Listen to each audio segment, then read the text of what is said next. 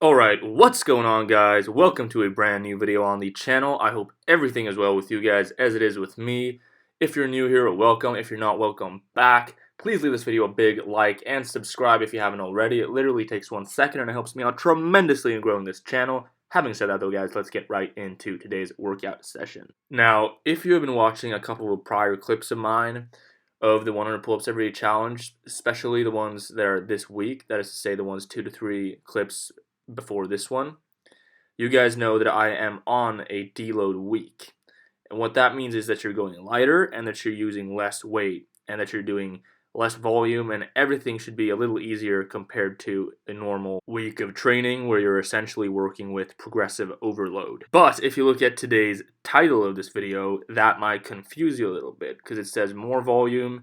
And what is my thoughts about this? Am I doing more volume this workout than I have been leading up to this? Now, that would not be deloading. That would be, working on progressive overload. That would be going heavy. That would be going, not 50%. Basically, not going lighter purposely and doing less volume purposely for an entire week to spare yourself and to not, run into the wall with your training. What I am specifically thinking about, though, and targeting within this workout where I am starting to acquire more volume and more frequency is when it comes to developing my triceps, a tremendous weak point of mine, probably the biggest weak point in my entire body besides the calf muscles.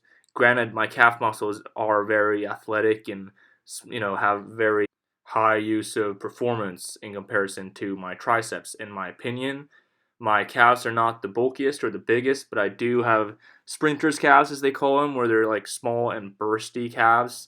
So very useful in day-to-day life and for athletic purposes in general.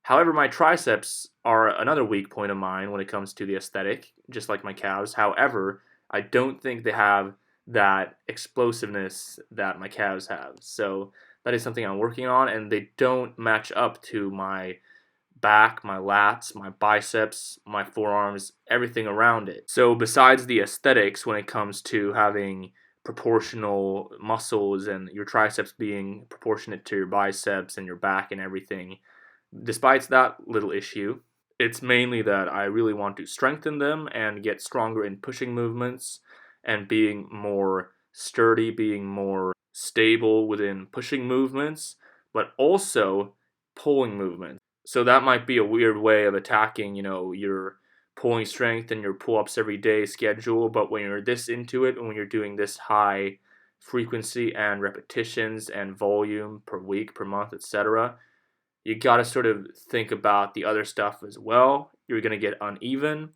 and you don't want that, and you got to get, stronger on the opposite side, which I've talked a lot about, and I figure that triceps is my weakest point, not only in aesthetics, but also like I feel like I don't have particularly strong triceps in the rear of my arms. So I'm really trying to bring those up. And as you can see by the title of this video, I'm saying I'm doing even more volume, and that I am. In today's workout, I did 3 triceps exercises in this sort of chin-ups and tricep workout that you see right here. So after the 10 by 10 chin-ups that I completed first, I did them fairly quick. I did them in like 25 minutes. Nothing spectacular, but also nothing not too shabby for a rest day and for, feeling kind of tired and off in general. This is a day of the week where I often feel a little sluggish, recovering from other workouts, work, life. You guys know how it goes.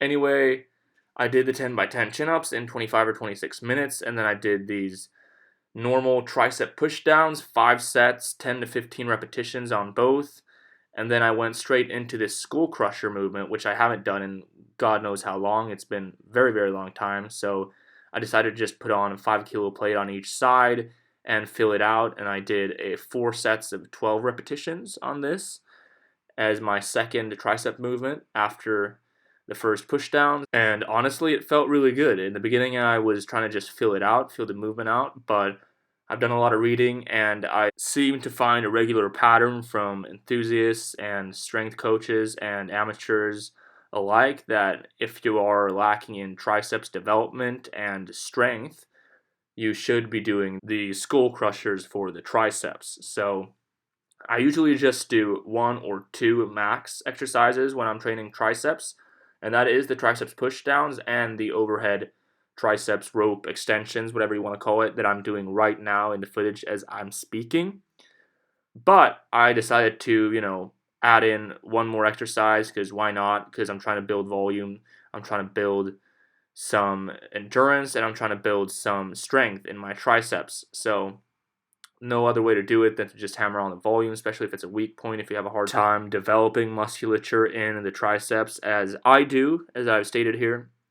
And I think I'm going to keep doing this, see how it feels, and, keep doing 3 movements as long as it, is pain-free for me. I struggle with a little elbow tendinitis at times with triceps training and pushing training, so today I did not have any issues though. I believe I trained with fairly good form and not going too heavy, and we're just going to have to up the frequency and the volume with these triceps workouts to, get anywhere. We're not about complaining, we're about getting stuff done on this channel. So that's what we did there. Ended up with some drop sets, and with that said, the workout was complete and we were happy with that. So big finito sign there, and decent workout, even though I was kind of sluggish. But thank you guys so much for watching this video. I really appreciate you for watching all the way through.